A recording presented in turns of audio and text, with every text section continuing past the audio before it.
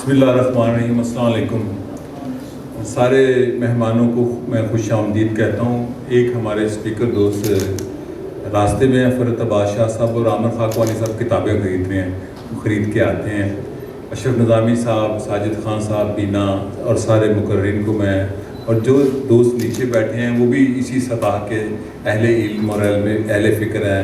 राना एहतशाम रुबानी साहब हैं, मैर सफदर साहब हैं, प्रोफेसर रज़ी हैदर हैं, ग़ुलाम सैयद फ़ातिमा हैं, अपनी आयशा अज़ीम हैं, सबको खुश आमदीद। अच्छा, ये बात बड़ी दिलचस्प है। साजिद खान साहब चूँकि जंग में लिखते हैं, तो मैं जंग में बहुत शुरू से लिखता था अनपेड। उसके 2 ही अखबार होते थे एडिटोरियल पेज पे, और जो मशहूर थे जंग और नए वक्त। तो मुझे अच्छी तरह याद है, मैं जब बल्गारिया गया तो मैंने 83 में लिख के भेजा बॉस्निया पे। अच्छा, उसका तो यूगोस्लाविया होता था, तो वहाँ जो कोई फीचर था वो सच संडे मैगजीन, तो उसने ये बॉस्निया हर्ज़ेगोविना क्या है, क्योंकि हमारा वर्ल्ड व्यू हमेशा से ही कमज़ोर है। तो मैंने कहा ये यूगोस्लाविया क्या एक मुल्क है, वहाँ मुसलमान रहते हैं, एक रिपब्लिक है।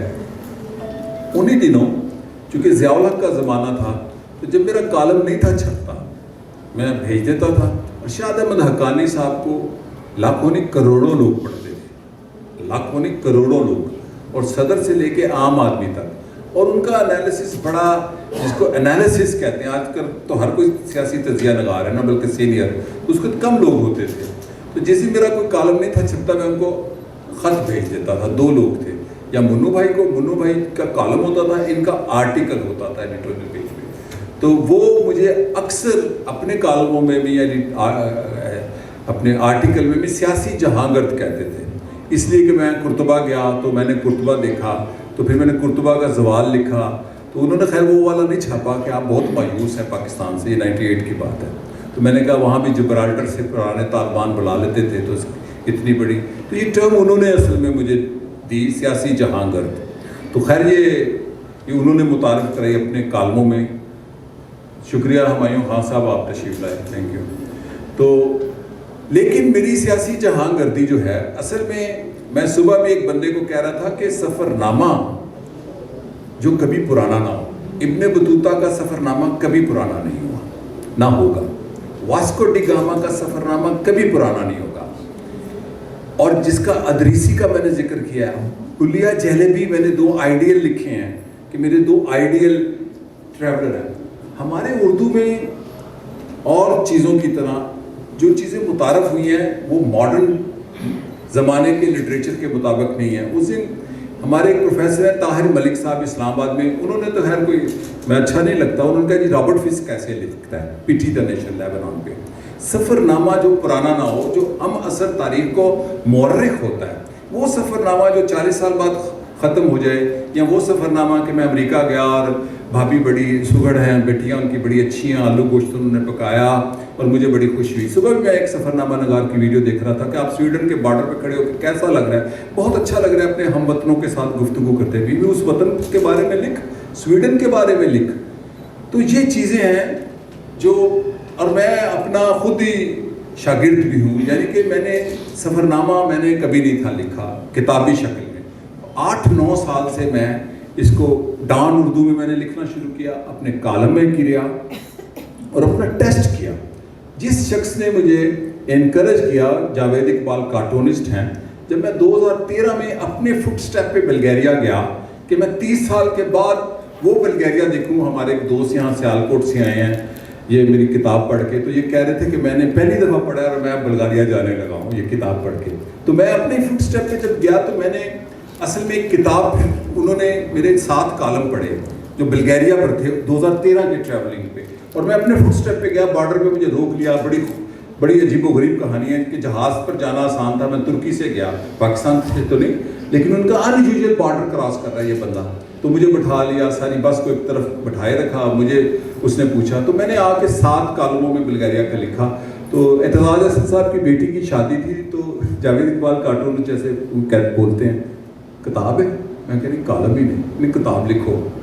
खैर वो मैंने चले आओ बल्गारिया, पोस्ट कम्युनिस्ट बल्गारिया मैंने किताब लिखनी शुरू की, और फिर मैंने रोक दी। वो 80% लिखी पड़ी है अभी भी, कि मैंने جس لینن اسکوائر میں میں نے درانتی دیکھی وہاں پر اب میکڈونلڈ ہے کا بورڈ لگا تھا.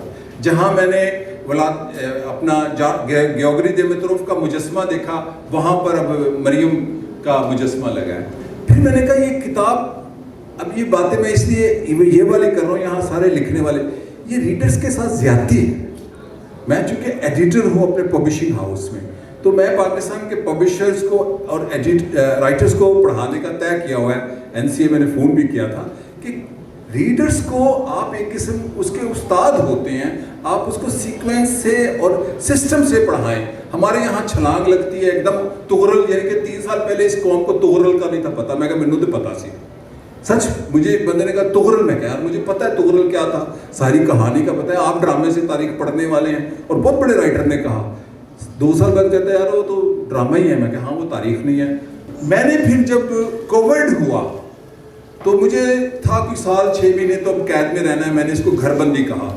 تو ہر کوئی زوم پہ کانفرنسیں کر رہا تھا. میں تو پرانا ایکٹیوسٹ تھا سوشل میڈیا پہ. میں نے کہا یہ زیادہ دلچسپ کام نہیں ہے کہ میں ایسی خام خواہ ایک اتنا سارے کیمرہ ہوتا ہے اور اس پہ 13 بندے مشاہرہ کر رہے ہوتے ہیں. میں کہ یار یہ تو ایک بیسک لرننگ ہے جو ہم کھانا پکانا سیکھ لیتے ہیں کہ اتنے سارے کیمرے پہ آپ مشاہرہ کر رہے ہیں، 13 بندے بٹھا کے ہیں کانفرنس کر رہے ہیں انٹرنیشنل. میں نے کہا لکھو، چونکہ مجھے میموری کو ریکال کرنا تھا. ڈائری پہ میرے سطحی سے نوٹس تھے. تو میں نے 3 دہائیاں نہیں 3.25 دہائیوں کے بعد یہ کتاب لکھنا شروع کی اور 2 سال لگے مجھے. ورنہ میں اتنی کتاب 6 مہینے میں لکھ سکتا ہوں.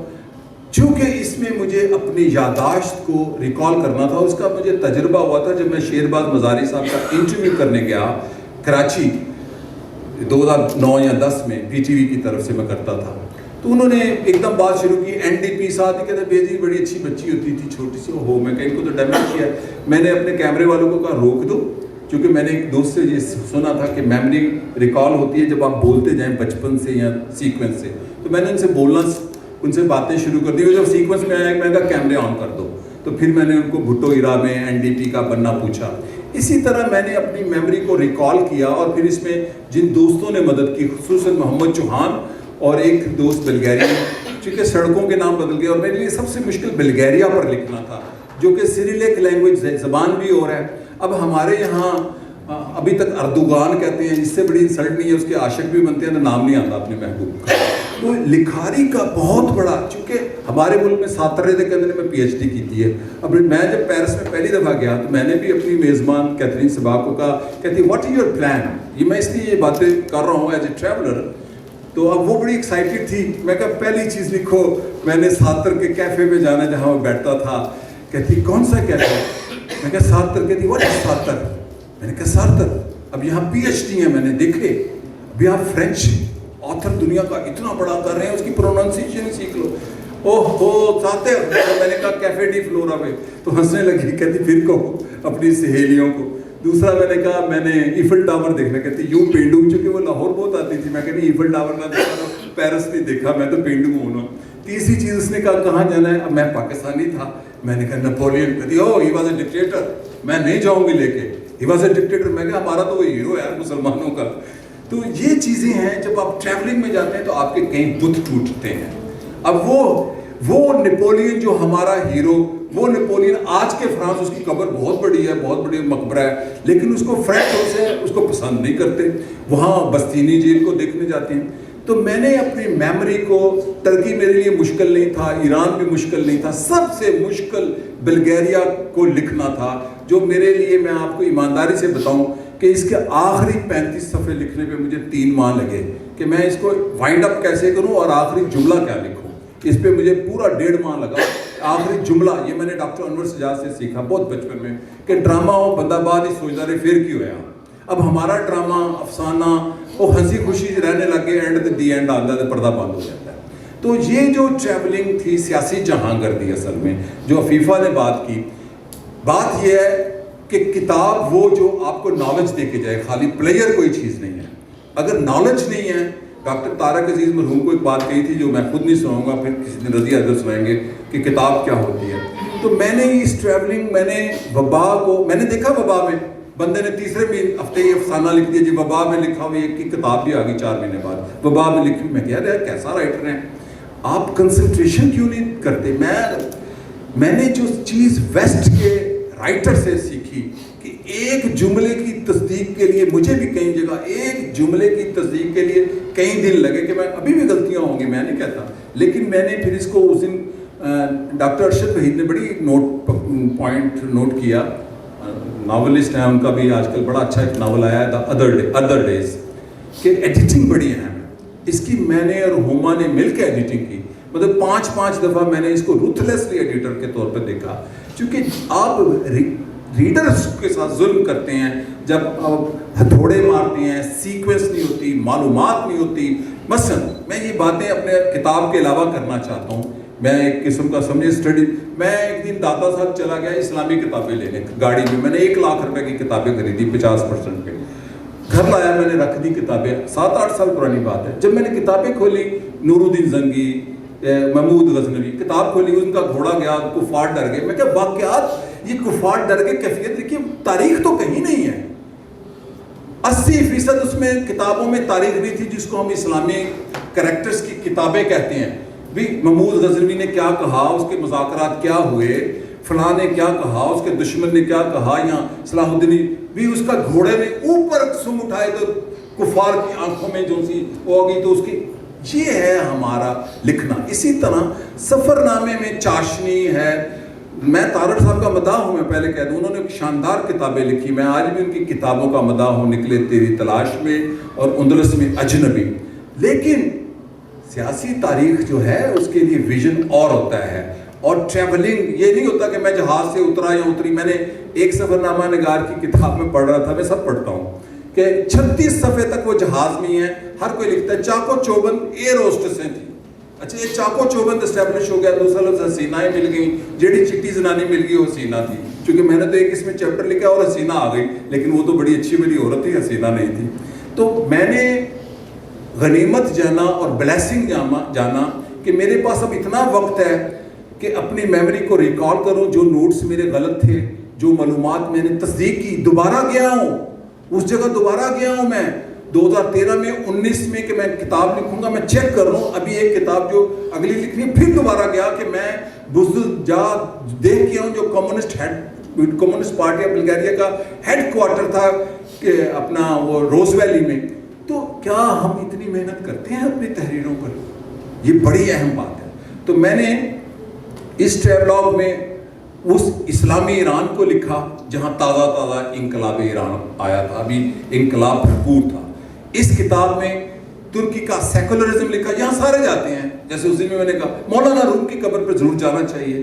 بھئی اتا ترک ہے آج کا ترکی، آج کا ترکی اتا ترک ہے۔ مولانا روم تو بلخ سے آئے تھے، شاعری ہے، اور ویسے بھی ترکوں میں زیادہ یونس ایمرے پاپولر ہے، وہ کہتے ہیں یہ فارسی کا شاعر تھا، افغانی تھا۔ اب یہ جو باتیں ہیں، ہم نے چونکہ ہم ڈس آنیسٹ ہیں لکھنے میں بھی، ہم ڈس آنیسٹ ہیں لکھنے میں بھی، ہمارا نظریہ، میں نے یہاں کمیونزم کا فینٹیسیز ہیں میری اس کے بارے میں، میں خود سوشلسٹ ہوں، لیکن میں نے یہ بھی لکھا کہ جبر تھا، پھر میرا ڈائلاگ ہوتا ہے کمیونسٹوں سے، پھر میں اس خوف میں بھی تھا، میں خود جو میں نے لکھا کہ ہر گلی کی نکڑ پہ ایک کمیونسٹ پولیس والا کھڑا ہوگا اور رشین السیشن کتا ہوگا، اور ہر آنے جانے مجھے تو 2 مہینہ گھومتا ہوں بلغاریہ، کمیونسٹ کسی نے نہیں پوچھا، یہ ایمانداری کی بات ہے، کسی نے نہیں پوچھا۔ پھر ترکی کا جو میں کہہ رہا ہوں کہ اتا ترک، وہاں جنہوں کہنا قبر جنا دی جیوے ہو، اب وہ کبھی کسی نے نہیں لکھا۔ وہاں آج بھی 83 نہیں، آج بھی محراب والی 80 سال کی عورتیں اور بچیاں حجاب والی جا کے دعا مانگتی ہیں، کیوں مانگتی ہیں؟ تو یہ ہمارے سفر نامہ نگار جب ہوتے ہیں، ہم جب سفر لکھتے ہیں موسٹلی سب نے، تو ہم یا تو باعث ہوتے ہیں یا ہمارا ایمان تازہ ہو جاتا ہے۔ اور خواب میں مولانا روم، ایک نوجوان نے مجھے کہا کہ میں نے مولانا روم کی قبر پہ گیا ہوں تو خواب لکھ دیا، اب اس نے مجھے راز بتایا، خواب تو آیا نہیں، کہتا لوگ میرا آ کے ہاتھ چوم رہے ہیں بڑے بڑے۔ اب چونکہ ہم نے جھوٹ اسٹیبلش کیا ہوا ہے، اور یہ جو سفر نامہ ہوتا ہے بیسیکلی ہم اصل تاریخ ہے کہ کمیونزم کیسا تھا، ترکی کا سیکولرزم کیسا تھا، ترکی کی آمریت کیسی تھی۔ ہم یہاں بڑا کہتے ہیں جی ضیاء الحق نے بڑا سخت مارشل لا لگایا، کچھ بھی نہیں تھا کنان ایورن کے مارشل لا کے سامنے۔ 350 لوگوں کو پھانسیوں کی سزا ہوئی تھی، پاکستان میں 3 آدمیوں کو پھانسی کی سزا ہوئی تھی، سزا پھانسی کی کہہ رہا ہوں، یا 4 کو، نذیر عباسی کو, ذوالفقار علی بھٹو کو, اور 2-3 ہمارے اور دوست, ہاں عثمان غنی ادریس طوطی کو. تو ایسے 5-6 لوگ ہیں جن کو پھانسی ہوئی. تو اس کا ایک کمپیریزن کرنا, تو چیزوں کو جو ٹریولر ہوتا ہے, جیسے میں نے کہا ابن بطوطہ کی کتاب پرانی نہیں ہوگی, اس وقت کا جو زمانہ البیرونی نے لکھا, الادریسی نے لکھا, یا حلیہ جیلیبی آٹومن امپائر کا ٹریولر تھا. جہاں جہاں آٹومن امپائر کا بارڈر تھا, آج بھی اس کی کتاب تاریخ میں یورپ کے اندر پاپولر کتابوں میں ہے حلیہ جیلیبی, کہ وہ وہاں گیا جہاں جہاں آٹومن, اور میں بھی جہاں جاتا ہوں پتہ چلتا ہے کہ یہاں حلیہ جیلیبی آیا تھا, چونکہ ٹرکی میں بہت جاتا ہوں. تو میں نے اس کتاب کو اس جذبے سے لکھا کہ میں اس زمانے کو محفوظ کروں. ہاں میرے لیے بڑا آسان تھا لکھتے ہوئے, چونکہ سارے لائق لوگ بیٹھے ہیں, کہ میں لکھتا میں استنبول گیا تو وہاں یوں تھا, آج کل ایسے ہے نہیں. میں نے آج کو روک دیا. میں نے اس زمانے میں رہ کے 1983 یا 84 میں رہ کر لکھنا میرے لیے مشکل تھا. آج تو استنبول 1.5 کروڑ کا ہے, اس وقت 50 لاکھ کا تھا. آج استنبول میں ٹرام زیادہ بڑی چلتی ہے, اس وقت اتنی تھی. تو میں نے میرے پاس چونکہ وقت ہی وقت تھا, جنہیں پنجابی کہنے ٹائم ہی ٹائم سی, تو میں نے کہا آپ لکھتے جاؤ. اور اس کو میں پاکستان 3-4 دفعہ آیا. میرے ابا جی کو بڑی خواہش تھی کہ یہ کتاب وہ پڑھیں, چونکہ وہ مجھے کال کرتے تھے, ان کا انتقال ہو گیا انہیں دنوں, کہ بیٹا تم لکھ رہے ہو. تو میں نے کہا ہاں میں اپنی میموری کو ریکال, اور میں روز کی 2 یا 4 یا 6 لائنیں لکھتا تھا.